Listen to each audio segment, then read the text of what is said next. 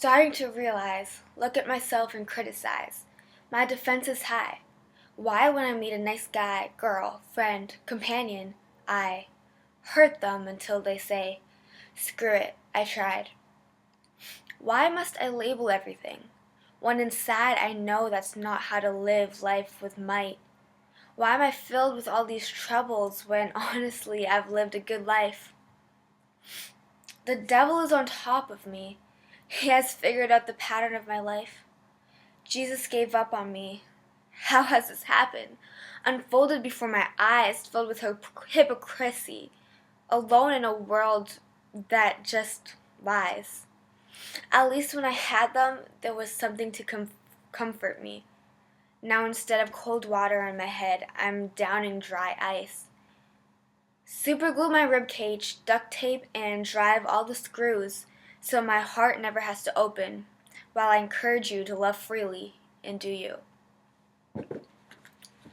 Hi! So, if you're like a close homie of mine, you'll know that I have been planning on doing this like kind of YouTube page for a while. It's called Young Sap Diaries, and this, I guess, segment would be called Explicit Thoughts. So I was just kind of like mapping out what this should be about, kinda, sort of, like in the most basic way. And I came up with, where does the pain come from? So I'm just a little, girl, and I just entered first year university, and life seems to be changing so drastically in every sense. I feel different, but it seems like every single year I feel different. I'm never the same person day to day. I always say like something, and the next day I could change my mind. And that's just life. That's everybody, right? But we seem to be so scared of change. It's like, oh, you've changed. I think we kind of make fun of that concept now. But that used to be real. People would say, well, I guess it still is. People would say, oh, you've changed. Like, what happened to you? Luckily, I've never really experienced that because I've always just been crazy and off the wall and unpredictable, I guess you could say. But at the same time, predictable. So nobody really questioned that of me. By the way, the key to happiness is cranberry juice. Kinda. It doesn't really solve all of your problems, but it can solve some. So, some things that kind of affect me personally is just, and the people that I've talked to about this concept, because I'm just a little weirdo. I like having deep conversations with people about, kind of life's issues, which is weird because most people don't do that, I find. But at the same time, a lot of people do that, and they find it interesting. So I don't know why there's this stigma against having deep conversations, and why it only has to happen after midnight, late night deep conversations when you get in your feelings. Some things that affect people: school, forced into doing something that they don't want to do. I'm not saying I'm like that, but I definitely am having a struggle with school right now because I'm in love with psychology, and I've always been in love with psychology. I've looked it up on my own. I have bought those psychology magazines in high school, and I watch YouTube videos, etc., whatever. I don't know if that's what I want to get into, though. When I was younger, I had this dream of going to countries that are in poverty, third world countries, and helping out. And I've always wanted to do that, but I've wanted to do that on my own terms. So I said, hey, maybe psychology could help me. I could go to maybe an Aboriginal reserve, which is in a third world country, but this is just what my plan was, an Aboriginal reserve, maybe help out with the mental issues that seem to arise, especially in those areas. And then I thought, well, maybe that's not for me. And an anthropologist seems to be more down my field, but I don't want to study cultures. I want to help people, which they can sometimes go hand in hand, but you know, then that leads to ethnocentrism, which basically is judging people on their culture um, rather than, you know, studying their culture, which is what an anthropologist does. So I want to become a psychologist. I want to become a psychologist to help people, right? But when I was younger, I didn't want to become a psychologist. I always wanted to be an entrepreneur, man, but I never really had the means to do it, which everyone says when you're younger. Oh, you can do this, you can do whatever you want. The young have all the power, whatever, whatever. Other people, they expanded and they went into that field, but I never really knew how to do that. And I tried to look into it, and I just, a mix of things that maybe in future videos I can get into of why I never pursued that, which I'm not trying to I'm trying to explain rather than give an excuse for why I haven't gone further into that field. By the way, I know that I'm just 18 years old. I'm still young, but you see other people doing these things and living their lives so fully, and you kind of just think, wow, what am I doing? You know? And other people seem so much smarter than you, and they're your same age or they're younger than you. They just seem like so incredible, because I criticize myself a whole lot, which puts me in a box, and I don't step out of that box. Instead, I just pile myself deeper and deeper until I actually become those things that I put myself into this box into. And I've noticed people that I'm close to also do this. So I tell them, and I try to tell them, don't do that because you have so much potential. You can go so far. Oh, I hate the term potential, but they do, because I see how amazing they are, how great they are. Am I like blending in to the background? Like I'm the same shade. Anyways, I see how amazing they are, and I'm like, why do you doubt yourself? And then I do the same thing. So it's kind of hypocritical for me to say that, but I just see so much more potential in others than I do myself, which isn't always the case. Isn't it always the case? Back to school. Or back to being an entrepreneur. When I was younger, I loved selling things. When my heart was set on fire when we had this a front yard sale, I guess, and my building was just selling stuff. People came downstairs, so me and my friend, we sold lemonade, and it was 10 cents for lemonade, and we just walked around singing 10 cents for lemonade, and we made like a little jingle. I don't remember what it was. If I think hard, I probably would remember, but I don't right now. And it was cute, and I loved it. So I went home, and I started cutting up pieces of paper I had, because we had so much paper, and I loved notebooks. I loved writing. I've always loved writing. And I was like, oh, people would buy these. So I got construction paper, and I cut them up, and I started, putting them together, and I was so excited. I was like, oh, I'm going to sell these. I never did sell them because, there was never an opportunity to sell them. Also, looking back at them, I have so many of them in my room still. They're nobody would really buy those. Those were just makeshift by, a little, I don't know, 6-year-old, 8-year-old? I don't know how old I was. But regardless, I've always kind of liked that entrepreneur lifestyle. And I've always loved to write. So those two, I really always wanted to get into that. I've always wanted to get into that. Not true. When I was younger, I wanted to be a singer, but my vocal cords, girl. No, but I've always wanted to get into being better through my writing, through verbal poetry, because I do enjoy poetry, and or even through music, through all sorts of things. But I never really explored my interests, because I never thought I could be into them, because people always seem to have these prior abilities through their parents or their families. They would be nourished and they would already have this experience, which kind of had an impact on me. I said, oh, I'm not good enough. Like, I'm stupid. I can't do this. Other people have already gone so far. I might as well just try to live subparly, you know?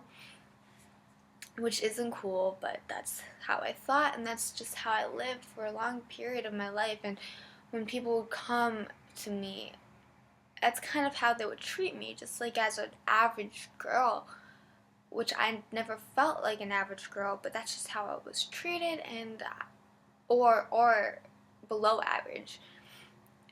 It could all stem from when I was like bullied as a child, and I just grew up, and the bullying got worse because I just got worse into myself. And anyways,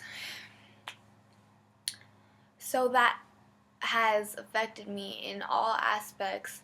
So I don't want to do schoolwork because I'm thinking it's a waste of my time, it's a waste of my abilities, and I'm not that into it. I want to take it off, but I can't take it off because society kind of just pushes you into school. Like, this is the only way you can succeed in life.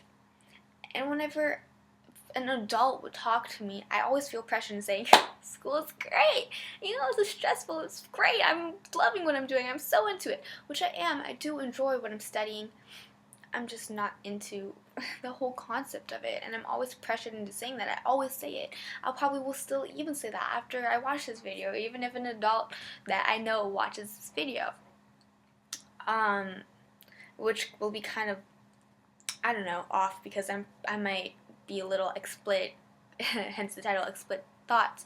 But whatever, y'all are free to watch. So yes, my unsearched interests and my schools and my insecurities have all affected me in big ways, leading to my relationships, my friendships in general.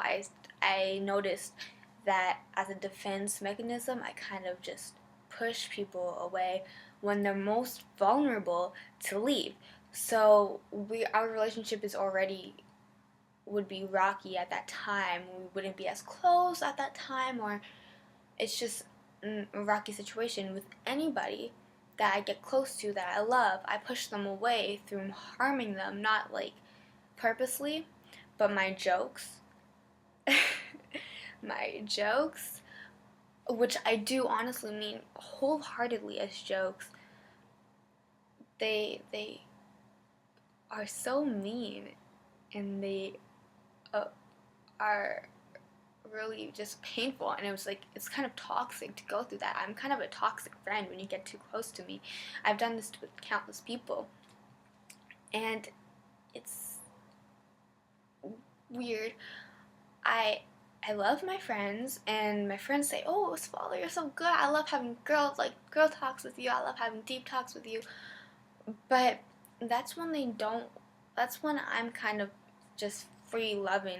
If I really get attached to you and I start talking to you about real stuff, I'm going to push you away. I'm not saying that the friends that I don't do that to, I don't love you, I do love you. It's just, it's certain mental things that I don't even fully understand. But this is where my pain stems from. My insecurities and my past, it relates, and my friendships, it all gets affected. My fact that I write, but I don't have time to fully write, because when I write, I get in my zone. You know, you writers, you get into your zone. You write for hours, and you're up in the night, and it feels so good, guys. It feels so good. And I don't have time to do that because I have to study. And I'm just like, yo. And my mom was like, oh, you don't really study. I do, but when I'm like, she's like, yo, I was with your friends, but because I don't want to study, because I want to write. But then I'm like, okay, let me go with my friends and study with them, and then I study with them, and whatever. But I never get to write, and that really puts a damper on me. And so I don't study as much as I should, because I don't want to be studying. I want to be writing, and I want to be creating, and I want to make film, and I want to, I just want to live life freely and be free and be open and be me. But it's hard with my past and my present. They just don't collide. I'm a little off. I don't have, when people like describe me, or when I'm like, okay, so what, I'm weird. So when I'll ask people, I'm like, what would you categorize me as? What section of people would you put me as? When I say that in race, because when people be like, oh, why you brown but you act so white? Why you act so black? Why you act so whatever? Especially as a brown person, because we usually get into the category of whitewashed, or sometimes we get called blackwashed, or people say we're acting black, which is another story another video that I'll make. But people say you don't really act like a race. If you do, you'd act white, which I grew up in Canada, man. How else am I supposed to act? And then other people think I act black. Other people say that I act black, which, okay, I grew up listening to rap music and watching BET. So, I guess, I don't know. People would say, but in general, you don't act accordingly to a race. I'm like, okay, cool. What would you say I act like in terms of social construct?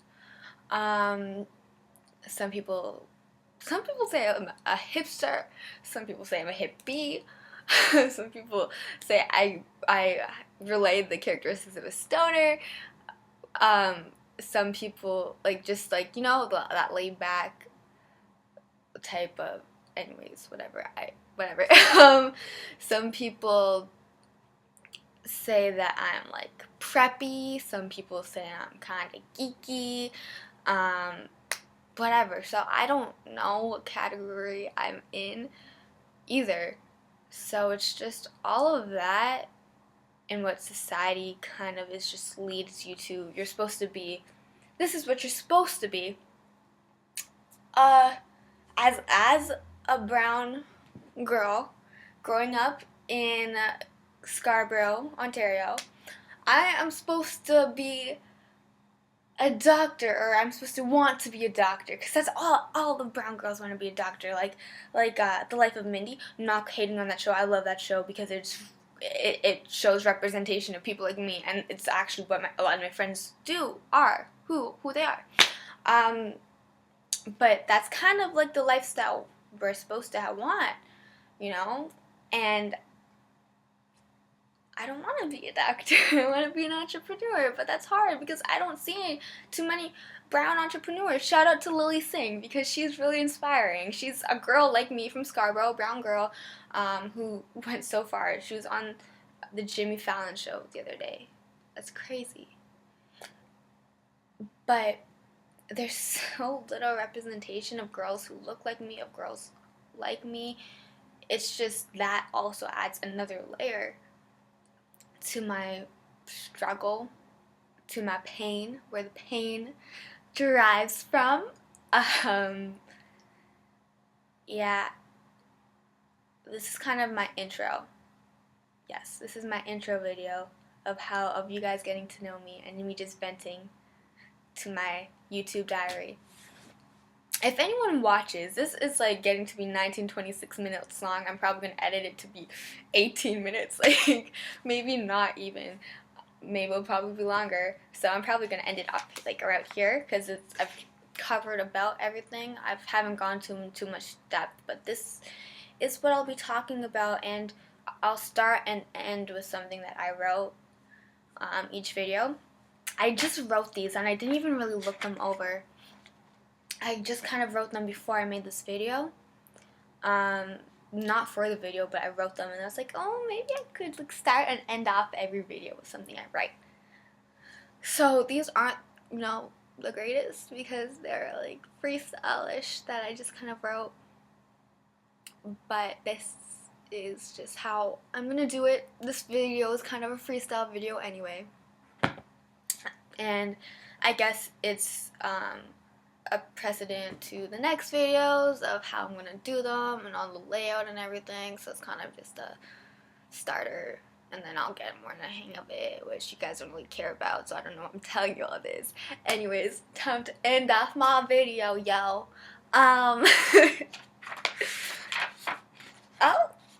Oh yeah, I started with this one I wrote second, and now I'm gonna go to the first one. That makes sense. Okay. And this one is kind of like weird the way I wrote it, because I was like, oh, with a nice beat in the background, and then I'm gonna just end off everything with damn, and it's gonna be sick. But I never really practiced saying it, and I'm just gonna say it for you right now. So maybe I'll do something with this later and add to it and edit it and whatever. Oh, I'll do this after. Okay, let me show you something that I didn't really edit or anything yet. I kind of just wrote it on my phone, and I just want to show you I'm not this dark. This isn't as dark as I actually am. It's just kind of how I'm expressing myself. It's something that I wrote on my phone. It's different from what these two things I wrote. It's kind of just me expressing myself, and I'm sorry for the couple of swear words that are gonna be in this. It was just me venting. I'm sorry. Okay, here we go. Fucking blowing smokes of misery. She tries to tell herself everyone goes through it, but the lies are entering. It seems like that which is relatable is everything reminiscent of an addictive personality. I'm going to attach my Zorse to yours and mooch off your love. Mooch off what's keeping you glistening. And when it's all gone, it's over for both of us. Depression stages lead to relapse, and relapse prevention leads to drugs. Drugs that are messing with my psyche and self-harm that'll one day help me. I want to live with longevity, but everything that's weighing down is killing me, murdering me. The supernatural is clawing down and forcing me to pick up my pen and go write suicidal thoughts. I want to just live normally, but internally it's not listening. I need to give up forever.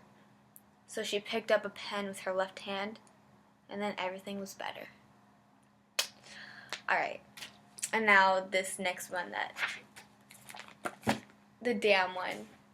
It's called Insecurities. I mean, I don't mean to brag, but these stories just come from my head and they're kind of rad. Damn. So when I say to y'all, I'm trying to keep you fed, I'm serving from my soul. Damn. When I say it's rad, I mean it's kind of fucked because it's coming from personal intel. Damn. I'm just a little girl, a little Desi girl, looking in the mirror trying to figure out where I'll be in 10 years. Damn. I want to be special, but society's screaming at me, filling my ears with fears. Damn. So instead of being, the toxins I'm breathing is killing me, so I cram. Damn. When I tell you I'm alone and tell you that I'm bleeding, what I'm saying is to me, you're family. Damn.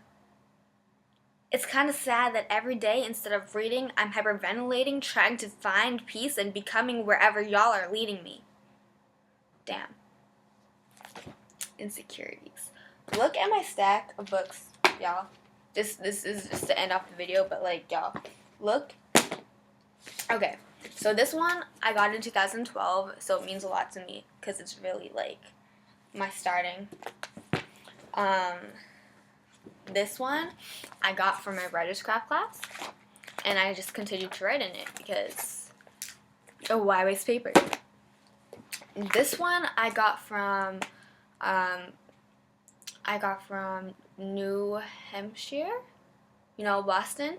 I got it because look how cute it is. It has, what is this, Mozart? Yeah, it is Mozart. The Mozart piano sheet, and it's just like awesome. So Oh, I love it. I was gonna hand it in for my ICU, but I was like, oh, I'm not giving that away. This one, I got it, or my mom got it for me because I wanted it. And this is just like random thoughts, like literally just spews random thoughts. This one my mom got for me for my birthday when I was in grade 11, I think. So when I was like 16. It says, happiness is when what you think, what you say, and what you do are in harmony. Mahatma Gandhi. Mwah. And then this one my mom just got for my birthday. It says my name on it, and it says, go confident in the direction of your dreams, live the life you imagined. That is my birthday on it. And then there's a name with my pen on it, which really means a lot, just cause, like, that quote, it means a lot to me. Oh, and this one also has one. It says, inspire, dream, hope, believe, and create. Okay, so those are my books, and I was just really excited to show you guys because I love that. Oh my gosh, this video became 26 minutes long. Okay, sorry, bye. Mwah. Bye, Young Seth. L. Yo.